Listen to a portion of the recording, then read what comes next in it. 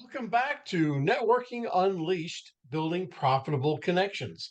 I'm your host, Michael Forman, and today we're diving into something that's really changing the way we work. The way we work, live, and connect, the modern retirement revolution. My guest is on a mission to help people escape the 9 to 5, build location independent income, and finally profit from their expertise, and not just with digital tools, but with the power of strategic relationships. In a world that often glorifies hustle and isolation, she's reminded us that success doesn't happen in a vacuum. It happens in conversations, collaborations, and communities. So, if you've ever wondered, is it too late to reinvent myself, or could I really build something online that gives me freedom and fulfillment? Fulfillment? Question mark. Stay with us because today we're talking about how to turn your knowledge into income, your knowledge into leverage, and your next chapter into your best one yet. I'd like to introduce today. Her name is Susie Bills, and she's really got an extraordinary background, which I will let her tell you about. Susie, welcome to the podcast. Thank you so much, Michael. It's lovely to be here. I appreciate it so much. You are so welcome. You want to give us a little taste of your background, or Sure, yes. Okay, so in 2017, my husband and I sold our business that we had for many years in California, and we decided that life was too short to continue in the rat race. We had a really dear friend of ours pass away at the age of 40. And so it was one of those kind of life altering moments where we thought, we want to live life. You never know what's going to happen. So we just really decided to change our whole environment. And at the time, I was doing marketing for some other companies, so social media content. And I loved it. I was pretty good at it. I realized, wait, I don't have to go into an office every day to do that. I can literally just do it online. And so it started with just a couple of clients, people I knew. I started doing their social media for them, and it just took off. And at the same time, we took off. And so I've grown my digital marketing agency now for the last 7 years. We've lived and worked in 14 different countries so far, and just really have been able to create this lifestyle that we have so much freedom and choice. And having that location independence has been magical. And so now, so my agency over time has evolved into now I help other people do that and really understand and build this modern retirement that I've coined it. So you can live and work, but also have time and freedom in your life, not wait until you're 65 or 70 to retire to then go explore and do things. Let's do it while we're younger and have a lot of fun. that sounds great. Funny, you mentioned this, and I just got off the Zoom call with somebody earlier this morning who really felt the same way. She picked up and she moved to Hawaii. It's the same concept, but she feels exactly the same way as you do. So it's very interesting. Okay, let me jump into the questions. Okay. You teach people how to turn their expertise into online income. How does strategic networking accelerate the process? If you're going to be selling your expertise to people, whether that's coaching, consulting, there's a myriad of ways you can build an online business. But the one thing they all have in common is you need people, right? So we need people that we can help.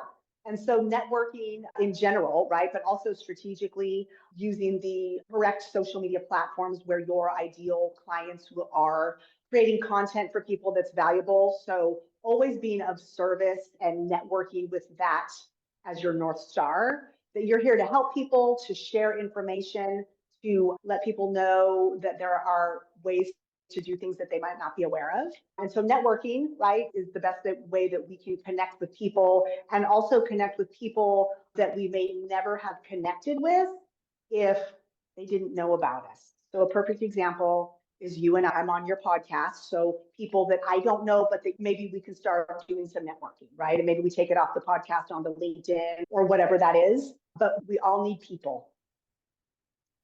Yes, yes, very true. And that's really what I base my whole business on because I'm a public speaker and I go across the country and I talk about networking, communication, and I go on stages telling, say, look, We can do what we want through Zoom, but we need this personal touch.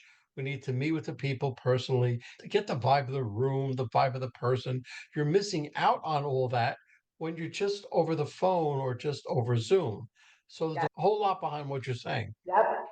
What role does connection play with someone who's leaving a traditional career and stepping into entrepreneurship, Yeah, kind so of that's like a what big you did? step. It's a big step. And I do always, so I love to get on calls with people that are just dipping their toe into this whole idea because there's so many ways that people can monetize their expertise and start businesses. But we need to make sure that people understand that entrepreneurship is very different than having a 9 to 5. And there's a lot of personal development that I always say that entrepreneurship is synonymous with personal development.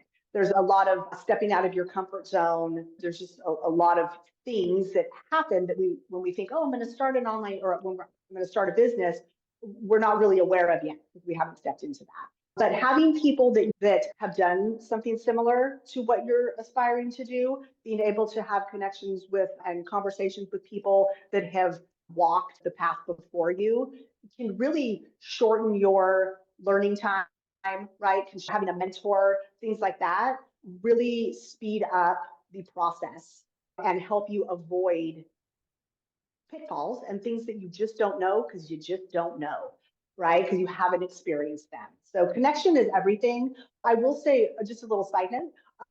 When I started my social media business 7 years ago, I didn't really quite understand that at first. That was part of my personal development is that I realized that yes, I can be online and I can set up a funnel and I can sell my services, but the magic comes in the conversations I actually have with people.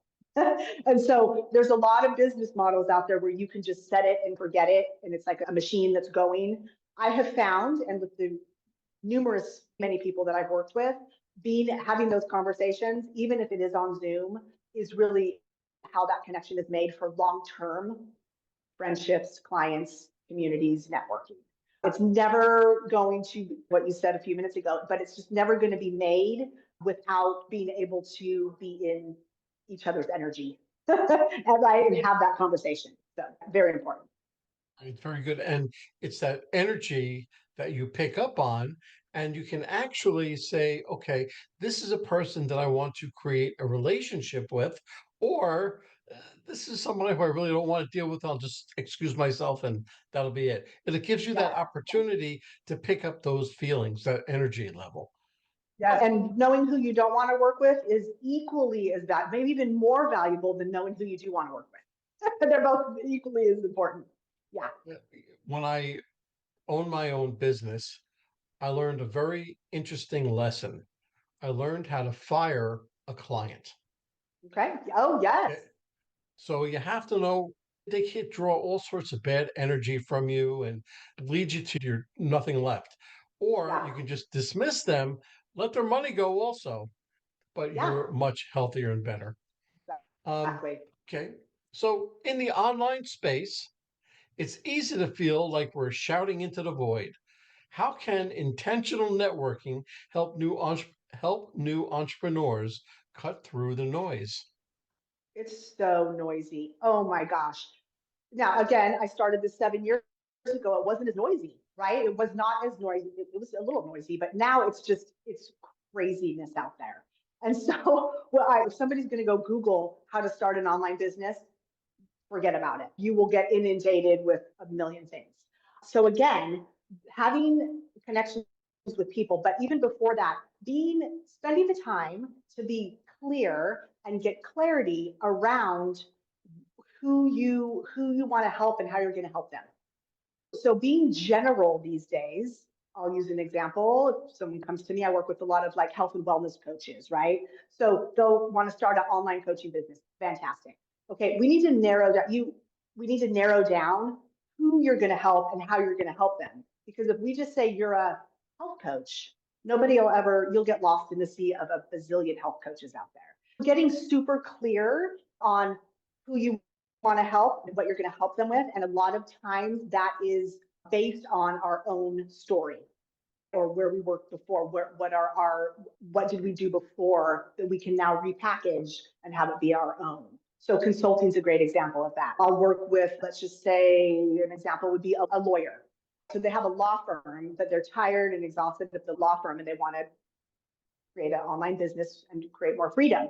So we can package maybe their estate planning. We can package that into something that can be done online, right? And with some automation. So they're still a lawyer, they're still helping people, but they don't have to be in the law firm all day. But being very clear, that is the main focus. So like I help Gen Xers, right? So that's clarify. I can help anybody start an online business, but I focus on people in my age range that want to start an online business so they can travel the world while they work and still make an income. That's very clear. Then I help people start an online business, which is Absolutely. so crazy in the online world. So clarity will be the best friends you can ever have. Most people do not have it, even when they think they do. And so we have to dive deep.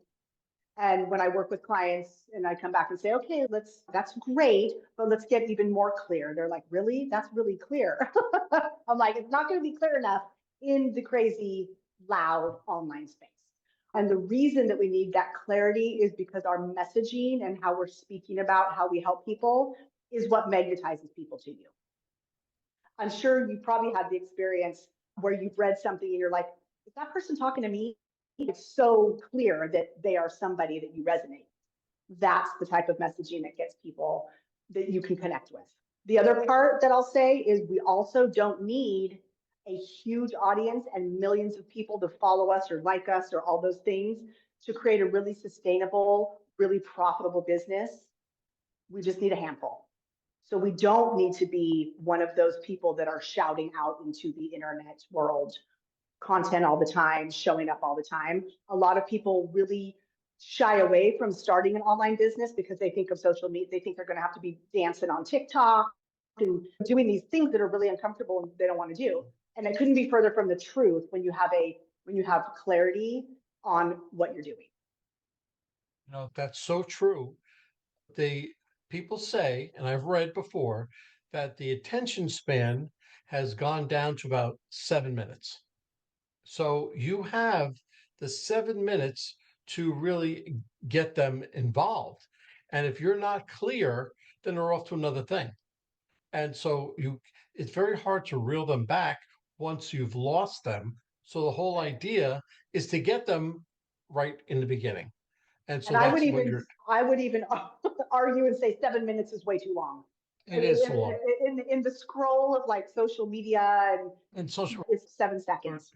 right, right, Yeah. right, which is actually more, can I be more correct, but more Yeah. correct, because social media is that, just that. You have about 7 seconds before they flip to the next. Yeah. So Yeah. you have to really be clear. Yeah. Okay, so what are some common mistakes people make when trying to build a freedom-based business, and how strong relationships help them avoid the pitfalls? Perfect. Exactly what we were just talking about. They Just go talked into about. it with not enough clarity, without being super focused. And also, another piece of that is when you know who you want to work with and who your ideal client is, then we can figure out where to find them. And so what I mean by that is, let's say you like doing executive coaching for leadership teams, we'll just say, or HR teams or something. That's LinkedIn, right? Those people are on LinkedIn. That is the social media platform for that. And network, and it's a great platform and it's great for networking. But if you are, we'll use the example of the fitness coach, right? And let's say you want to help men get abs. I don't know what you want to do if you're, but you're probably going to go to Instagram because that's where they are. So we being able to find where our communities of people are already hanging out. So people have, one of the mistakes is thinking you need to be everywhere all the time on all the platforms. It's a waste of energy and focus. And so when I work with somebody, we start with one platform until we master that platform and until we're able to connect with people and fine tune the communities we want to be part of. I don't recommend that you even start a second social media account anywhere else. Clarity, focus, focus. It's the biggest thing that I see that people don't have, and it's the biggest thing that will make the biggest difference when you do have it. Yep. Absolutely. It's something you Yep. need, something you need. Yep. And that's great because that's what you're going to help them with. You help people identify their unique value. How important is community feedback or collaboration in discovering what the value actually is? So what I typically do with client with when we're collaborating is we will start reaching out to people, right? So you already have an idea, you know who you want to work with, we know where they're at. So reaching out to people in different communities and offering an interview style call. So we're not selling anything at first. We want to find and people that we think are our ideal clients and have conversations with them and see what they're struggling with and see what they've tried before and see how possibly we can be a fit. So we just call those interview calls, right? So it's like, hey, if you're struggling with high blood pressure and you want to adopt a plant-based diet, right? I'm conducting some interviews because I want to see like where your struggles are and what you need help with. It's not a sales pitch, right? You'll come away with a guide on how to go plant-based or something like that, right? So that's not salesy. You're not selling anything, but you are starting to build conversations with people that you eventually can help them with if you decide you want that they're a match and you want to start helping them with coaching or what have you. But at first, the community piece is just building people that you can have really great conversations with. And again, always starting from that place of like service of how can I have a great conversation with someone, leave them with some value. And then later, if I thought, you know what, that person would be a really good fit for what I'm doing now, then I can circle back and say, hey, do you want to get on the sales call? I'm offering something that I think could really help you. But community at first is really just reaching out, testing the waters, having conversations with people. I'm not sure what it is, but people are scared to have conversations with people. And I'm pretty sure I do know what it is now that I say that. It's because of social media, we're able to watch a lot of people's stories and lives and what they do, and we don't have to interact. That interacting now and just being like a regular human that wants to have a conversation with people is sometimes seems like weird. I'm not sure. But what that's what community is about, right? Is being able to have conversations with people, but leading with value. I don't want you to go in and have conversations with people because you're thinking, what can I get from it? It needs to be a win-win conversation. You're asking them some questions and then you're leaving them with some valuable information. Who doesn't want that if they're struggling with something? So if there tends to be a how do I make money piece that as because we're starting a business, right? So we want to make sure that when we're dealing with a community or building our own community or collaborating with someone in front of their community, that we are come with the energy of service and being helpful. Because you'll find out so much information that can then help you later on or down the road build your business because you've listened to people and found out what they really need in a service. That listening aspect is so key that most people don't even think about it. Because I call it active listening. Yes. It's something I talk about. And if you're not listening, if you're just thinking about the next thing that you want to say and not listening, you're not listening. You're hearing them, but you're not listening. Because you're already on to So the next thing. that's it. Think about And yourself. you can't do that. You have to think about them. It's all Right. about them. Okay. And you can actually, what's I call serving with a servant's heart. Okay. Looking what to give instead of receiving. So that's what you're after all of their information without them even knowing what you do yet. That's a whole nother Exactly. conversation. Yeah. Okay. It is. It is. Yeah. Yep. Um, Yep. okay. What's the difference between growing an audience and building a network? And why does that distinction matter for long-term success? It's that clarity piece again. We'll just keep coming back to the same. All Yeah. my answers are the same. No. An audience, and believe me, I have worked with people that have come to me with huge audiences that they cannot monetize because it's so general and it was built because they were striving for the vanity metrics, the likes, the follows, how many Instagram, how quickly can I grow my Instagram? we want to build our community a small focused one, so we are able to monetize that, right? And it's a win-win because we built it with the right people. Community, again, you know this, it's everything. It's everything. And again, you show up with the servant leader or the servant heart, like you mentioned. I also would say that when we're trying to build a huge audience, and it's that the energy is that, what can I do to get people to like my stuff, to get people to reshare, like this getting mentality. It's a scarcity type mindset, right? When we're building a community and we're sharing valuable information and we are having great conversations with people, there, you can feel, even just me explaining the two different ways, that there's a different energy involved with that. And again, just community and being involved and really caring about what you're talking about and the people is everything. You can have a million likes, but if nobody cares what you're saying and they're not going to buy anything from you, wow, that was a lot of work. That was a lot of work to build that audience. A lot of work for nothing. A lot of And work it's for common. nothing. It is, yeah, it's very common. And it stems from that lack of clarity on who you really want to be involved with.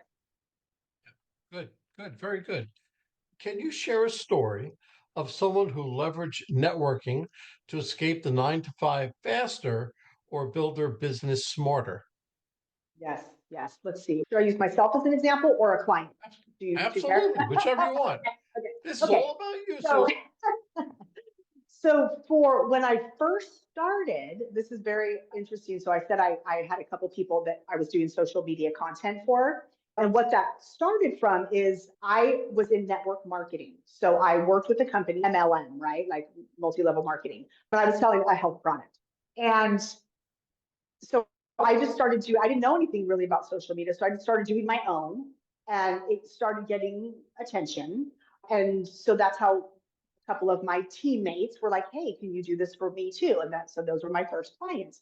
However, then just because of the network marketing is all networking, right? There's just people, lots of people you can network with.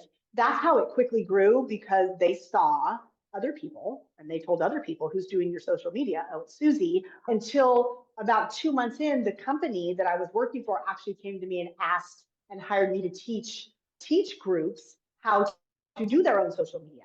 So that's a perfect example of a network, right? That just because I showed up and connected with people and started working with a few, that the referrals and the conversations would be like, oh, you need social media. Oh, you should contact Susie. She's great. She does a great job. That's how my whole entire business was built, is because of networking. Right there. Good, That was it. good, Yep. good. Perfect, perfect. For somebody just starting out, what's more important, building content or building connections? Or is there a better way to approach that balance? Yes, I think there's a better way to approach it because you want to do both. Okay. Because Okay. let's take an example. Let's say we're on LinkedIn and we want to start sending connection requests to people, or perhaps having conversation, commenting on other people's content, which is very valuable and needs to happen when you're on LinkedIn. The first thing they do is go look at your profile, right? And the content that you've done, because they want to learn a little bit about you. Should I accept this person's connection request? Is it anybody I want to be connected with? So you don't, so what I'm not saying is you don't need to be there every day and pumping out tons of content. That's not what I'm saying. But you do need to have a nice profile, and it needs to be very clear on who you help and how you help them. And you do need to have some content. You need to show that you put a little energy into your account. You're not just there to spam people with DMs, right? You've created your I look at LinkedIn profiles like your storefront or your business card, right? Because people want to find out a little bit about you before they decide that they even want to connect or have a conversation. So both is important. Both are important, especially when you're starting out, because we want to highlight that you have an expertise in whatever we're eventually going to be monetizing. So you do want to be giving valuable information over in the content piece. Yeah. So that's my answer. It's a double. They're both equally as important, in my opinion. Yeah. Okay. Okay. What advice would you give to someone who feels like their network is too corporate or stale to support their entrepreneurial journey? Yeah. So sometimes the corporate, you're taking what your expertise is from your corporate and you're just repackaging it, right? Like I talked about the lawyer, right? Some people, they're in corporate and then now they want to be a life coach. That's very, right? That's very different. Or teach people how to crochet or like whatever, like it's completely different from their life. So then we start with, okay, where are the first, where's the audience? Maybe your audience is not on LinkedIn anymore because you have a new audience. If it's crocheting, maybe they're more on Facebook. So we want to see where the people are. And then it can be done many different ways. If you are somebody who wants everybody in your network to know that you have chosen a new path and that you are going to be doing something completely different, you can create some content around it, right? A lot of people will unfollow you, which is great because they're not your people anymore. If you're just leaving corporate and you don't want to have anything to do with these people, unless they want to learn how to crochet, then come on over. This is the content I'm going to be talking about. And we can actually create a little campaign, we'll call it, that promotes that and announces that, which works really well. What doesn't work is trying to do something on social media or you have your presence on social media in corporate and you're doing this, starting a side business and you're trying to hide it. Because I will just say you cannot hide anything anymore. Everything is connected. So I wouldn't say if you're going to be leaving your job, don't start talking about your new business while you're still at that job and nobody knows you're leaving. Like we want to make sure that it's done above board and appropriately. And you'll find that your network of corporate people in that network that you've built over the years, you have people that know you, like you, trust you. And by the way, they might also, some of them want to learn how to crochet. So I love the idea of if you're really changing to something completely different, making an announcement around it and making it now an announcement doesn't have to be a big to do, but just a post or two that really shares with what you're doing and showing that you're on a new exciting venture. And that seems to be work really well, especially if you're somebody who's built a really solid network over the years, which a lot of people by this age, 55, if you've been in corporate for 20 or 30 years, you have a lot of people you know, right? So why not let them know what your new adventure is? They might be inspired to start a new adventure themselves. You never know. You never know. You never know You what never you know. do. Yeah. Okay, looking forward, how do you see networking evolving for location independent entrepreneurs and what new opportunities are emerging? How do I see it? So I think that networking is always, I don't want to call it old school, but when I think of networking, before social media, right, is in person, which is still something we haven't really touched on, right? Super valuable though. Still that if you are, so let me back up here. Location independence doesn't mean you need to live in your RV or travel the world. It could just mean for you that you just don't go to an office every day and you work from your patio or your kitchen table. So if you are somebody who is starting your own business, but you still live in your community, that is amazing and fantastic. And that you should absolutely be tapping into your actual community in real life. Very important if that's part of what you can do, right? So my husband and I, that wasn't on our thing because we wanted to get out and go live in different places, but very valuable. And just because you're starting online business, you can still run it anyway and anywhere you want. New opportunities. I just really think that the world, the internet, even though it's crazy like we talked about and all of the things, it is still growing and it's just evolving and it's massive. And so there's so much opportunity to be able to have a global reach for your ideal clients. And that's one thing that people don't really think about. We still in the US anyway, we're still very focused on the US. But over time, I've had clients in, I think, maybe 10 different countries so far that I've worked with that have found me just online because it's very consistent, showing up, doing all the things. And I'm like, hey, where do you live? Wait, what? It's 3 a.m. and we're on a call? Like, what's you're in Scotland or whatever? So the opportunities because of the internet and just because of Zoom and because everybody realized during COVID that, oh, maybe we could do things from Zoom. That was a whole thing. It's just really opened up the opportunities for online businesses even more. There's no boundary or borders, right? And coming into that with a mindset of being able to help people wherever they are is super valuable and awesome. Yeah. It's one of my favorite things about having an online business. Yep. It's perfect because I'm just going to bring podcasting into it for a second. Yep, yes, yes. Okay. Last month, I had somebody from Australia, Israel, Egypt, the UK, Mexico, Scotland, My, from I love all over. And I had a hard time understanding the Scottish, but that's beside it. the point. But it was just, it was all made possible. And Yes, the time zone change was really significant because there was like a 12-hour time zone. And I was, right. it's 10 o'clock at night for you, or it's 2 a.m. for you, and it's 2 Yes, p.m. for me. So yes, it's a yes, whole, yes. the whole thing. It's, Okay. it's a whole thing. Yes, So bringing this podcast full circle, yes. give us some advice for beginners. It's your top piece of advice for someone just starting to build their network for an online business. You're going to get sick of me saying this, Michael, but it's clarity.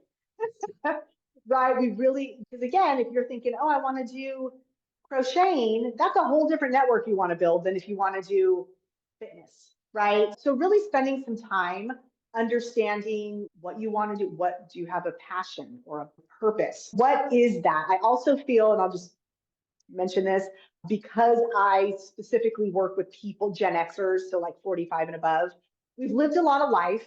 We have a lot of experience in many different things, right? So it doesn't have to be that because you did corporate, you can only do corporate, or because you're a lawyer, you can only do something in the law firm world or legal world. So spending some time inward and figuring out what do I want to spend my time doing and talking about and helping people with for the next half of my life, right? Like it might not be, which, and this is a scary thought for a lot of people, but it might not be what you've always been doing.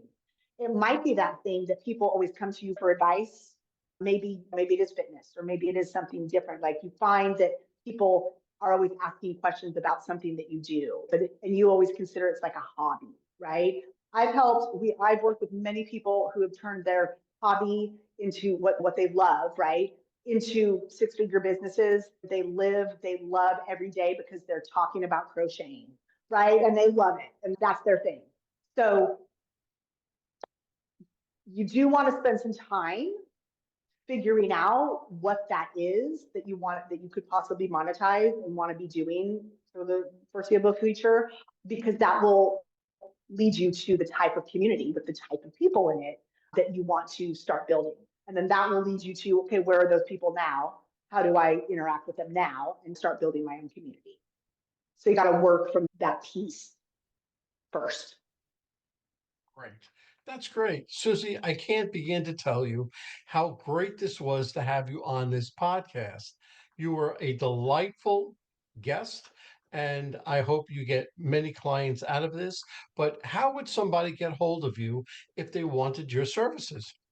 Yes, I do have an opt-in. It's called Monetize Your Expertise. So I will give that information to you and anybody can download it. It's a free download and it helps people exactly what I was just talking about. Look at what are their expertises now? What do people come to them for? What do they love to do? And it just helps people start to think of that first idea of what's possible for them if they wanted to start an online business. So I'd love to share that with anybody that wants it in your audience. I think that's great. And then at the bottom of that, there's a calendar link. So if anybody wants to get on a 20-minute discovery call, they can get right on my calendar and I can walk them through that guide. And at the end, we'll come up with a couple of ideas that they can then take away and about monetizing their expertise and kind of sit with it and see what kind of resonates. I really think it's so valuable and important for people to sit for a little bit and like embody, like to learn what they really want to do. Like it doesn't have to be a big hurry. Take your time.